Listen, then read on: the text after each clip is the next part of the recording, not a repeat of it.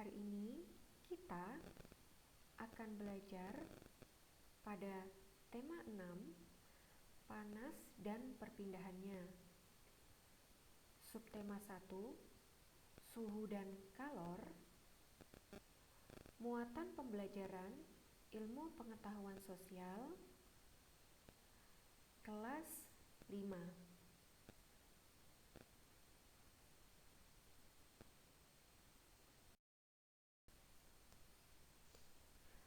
Mengidentifikasi interaksi manusia dengan lingkungan alam dan pengaruhnya.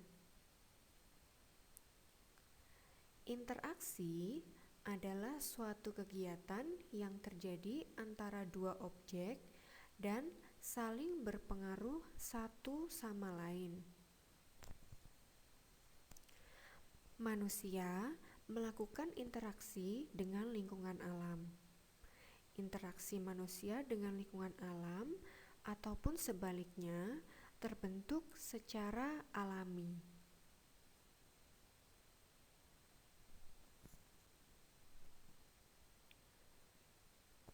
Coba anak-anak perhatikan gambar ini. Petani berinteraksi dengan sapi untuk membajak sawah. Gambar selanjutnya, interaksi petani dengan kelapa sawitnya. Buah kelapa sawit yang sudah dipanen kemudian dikirim ke perusahaan minyak goreng.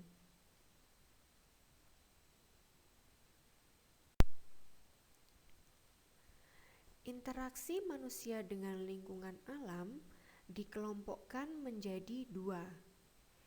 Yang pertama, interaksi manusia yang menyesuaikan diri dengan alam. Yang kedua, interaksi manusia yang memanfaatkan alam sekitarnya.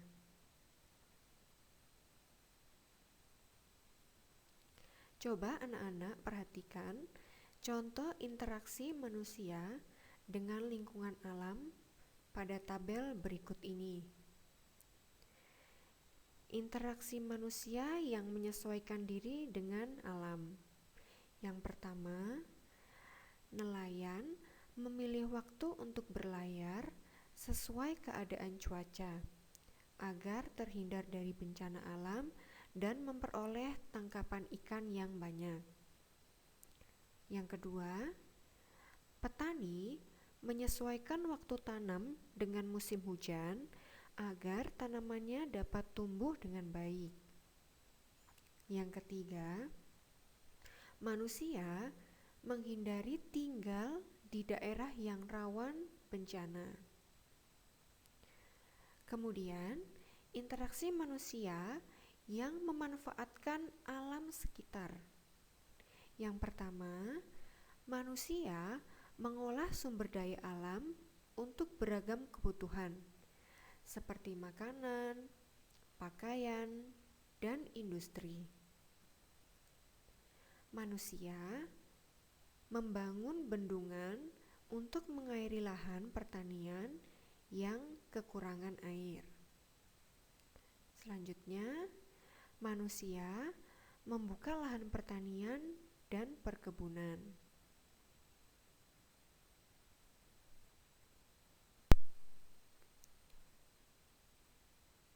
Interaksi manusia dengan lingkungan sesuai bentang alam.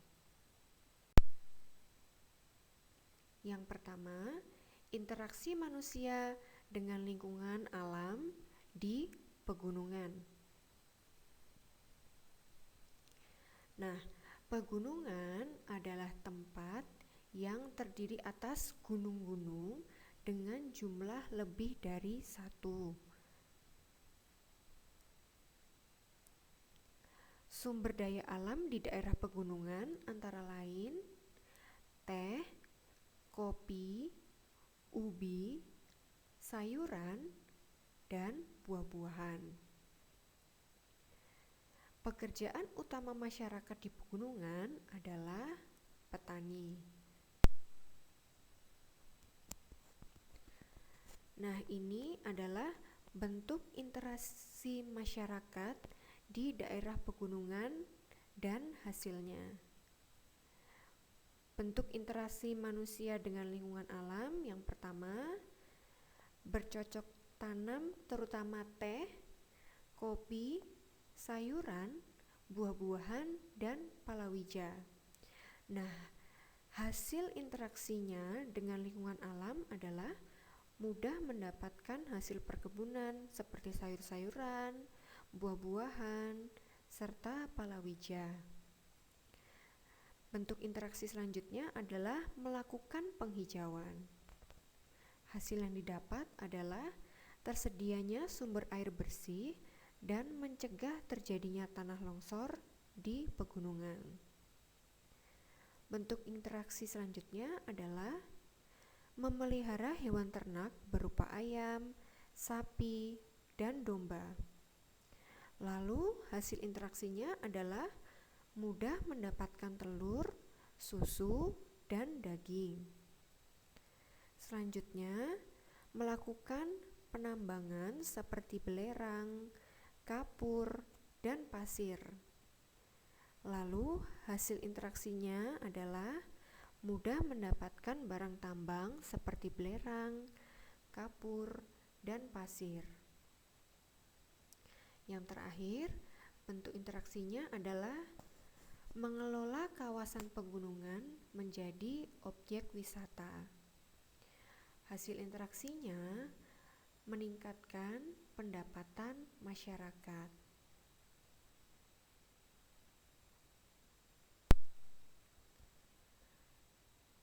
Selanjutnya, interaksi manusia dengan lingkungan alam di dataran rendah.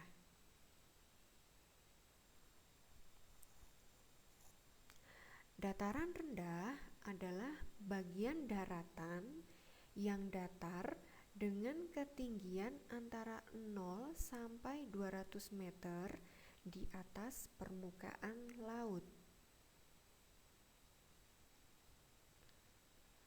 Sumber daya alam yang terdapat di daerah dataran rendah antara lain padi, jagung, kacang tanah, tebu, dan kayu jati. Dan untuk pekerjaan utama masyarakat di dataran rendah adalah petani dan peternak.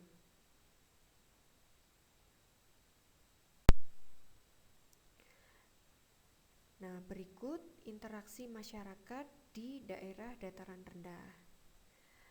Bentuk interaksi yang pertama adalah bercocok tanam, terutama menanam padi, palawija, jati, dan tebu. Hasil interaksinya apa? Hasilnya adalah mudah mendapatkan padi, palawija, jati, dan tebu. Bentuk interaksi yang selanjutnya adalah melakukan penambangan seperti minyak bumi, tembaga, dan mangan. Hasilnya sama seperti tadi ya, mudah mendapatkan minyak bumi, tembaga, dan mangan. Bentuk interaksi selanjutnya adalah melakukan penghijauan. Hasil interaksinya tersedia sumber air bersih dan mencegah terjadinya tanah longsor di bantaran sungai. Bentuk interaksi selanjutnya memelihara hewan ternak seperti ayam, sapi, kambing, kuda, dan ikan air tawar. Hasil interaksinya mudah mendapatkan telur, susu, daging, serta ikan air tawar. Interaksi yang terakhir adalah mengelola kawasan industri berwawasan lingkungan. Hasil interaksinya, lingkungan di kawasan industri tetap terjaga kelestariannya.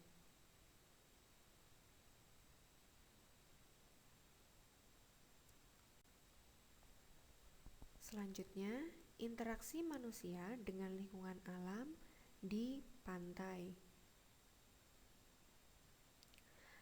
Pantai adalah bagian daratan yang berbatasan langsung dengan laut dan merupakan daerah paling surut dari air laut.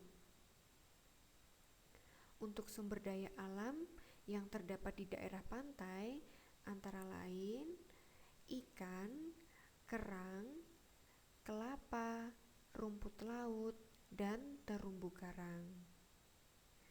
Selanjutnya, pekerjaan utama masyarakat di daerah pantai adalah nelayan.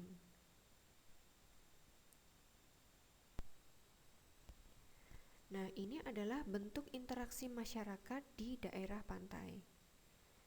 Bentuk interaksi yang pertama, menjadi nelayan. Hasilnya apa? Mudah mendapatkan ikan. Yang kedua, melakukan budidaya sumber daya laut seperti udang, ikan air payau, dan kerang mutiara. Hasil interaksinya, mudah mendapatkan hasil sumber daya laut seperti udang, ikan air payau, dan kerang mutiara.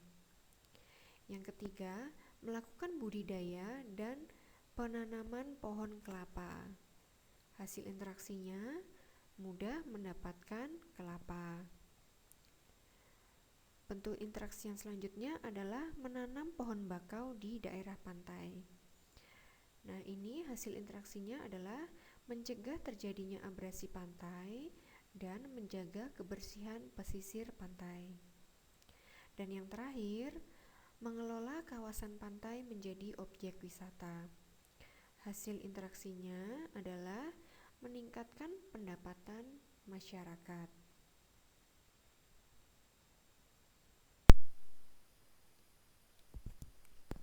Pengaruh interaksi manusia dengan lingkungan terhadap pembangunan. Manusia tidak dapat hidup tanpa mengandalkan lingkungan. Manusia memperoleh banyak manfaat dari alam untuk memenuhi kebutuhannya. Pertanian, perkebunan, perikanan, peternakan, perhutanan, dan perindustrian merupakan bentuk interaksi manusia dengan lingkungan alam untuk memenuhi kebutuhan hidup.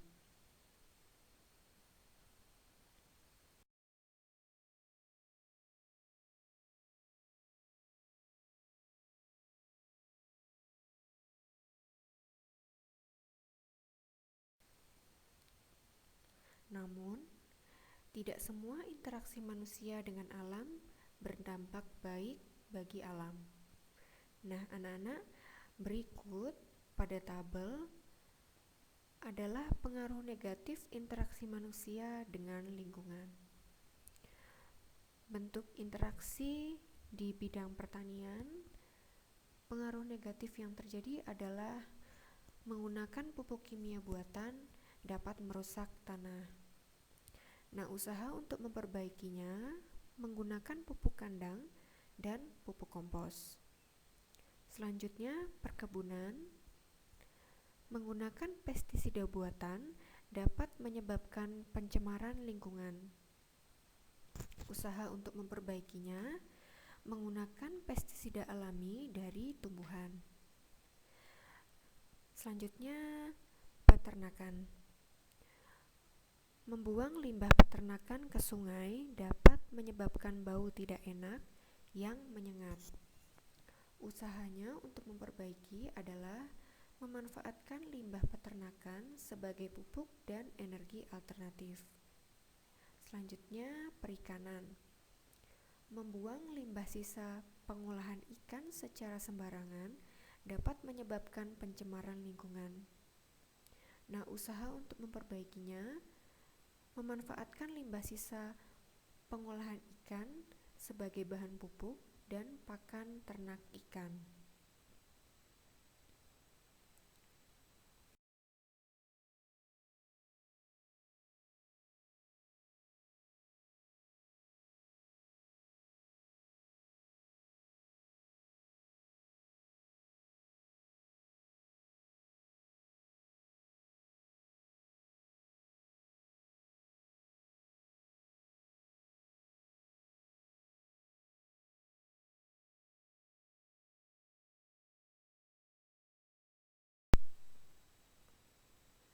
Selanjutnya, perhutanan.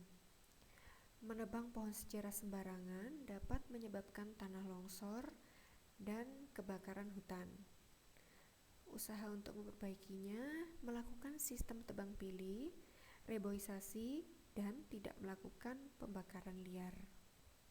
Yang terakhir, perindustrian.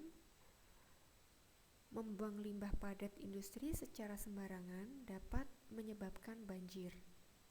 Lalu limbah cairan dapat merusak ekosistem air, dan limbah gas dapat menyebabkan pemanasan global. Nah, untuk memperbaikinya, usahanya adalah mengolah limbah padat menjadi benda lain yang berguna, mengolah limbah cair sebelum dibuang, dan mengontrol emisi gas buangan industri.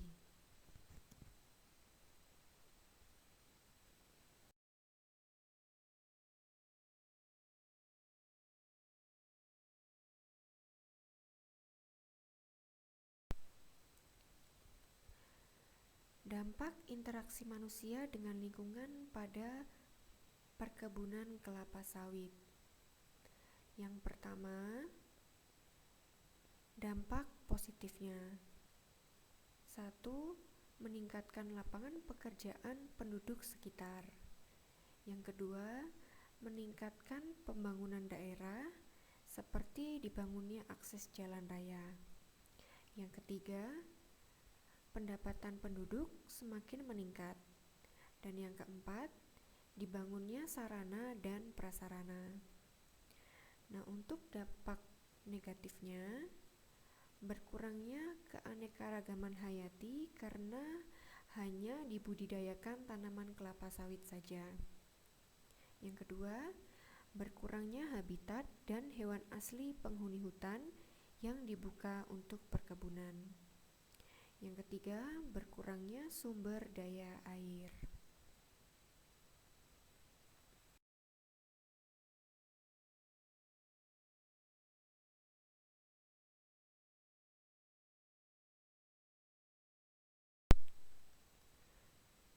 Nah, sekarang tugas anak-anak adalah jelaskan 2 contoh interaksi manusia dengan lingkungan alam yang terjadi di sekitarmu. Lalu tuliskan di buku tulis anak-anak.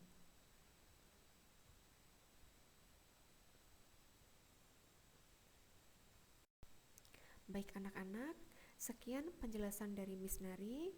Terima kasih.